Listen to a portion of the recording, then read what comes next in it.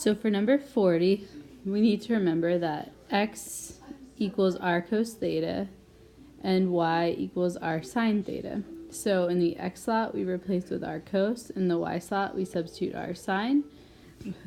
Then we have one term, two term, both have r that we can factor out.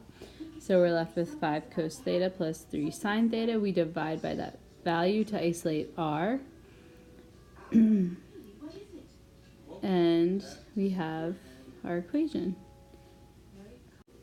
For the next one, we're working backwards. We know that x squared plus y squared equals r squared. So if 36 is in the r squared slot, then we just take the square root to find r, because our goal is to isolate r. So r is 6.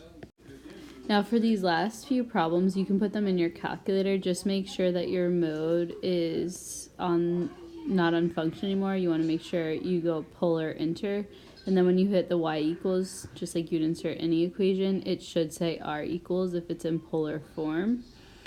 And just look at your mode too to determine if it's in, radians or degrees. I like it to be in degrees. Just remember that you insert theta with the same button that you would hit x. So if you were doing y equals 2x plus 5, that same button that's x will show up as theta. And just remember, when you look at a table, if you're going to plot the values, you always first spin, so theta is spinning, right? And if it's a positive theta, you would spin counterclockwise. If it's a negative theta, you would spin clockwise. And then you move r units either towards or away from that degree.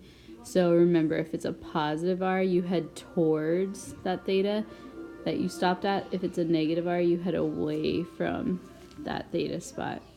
So these two are just sketches of those graphs, and you can use your calculator.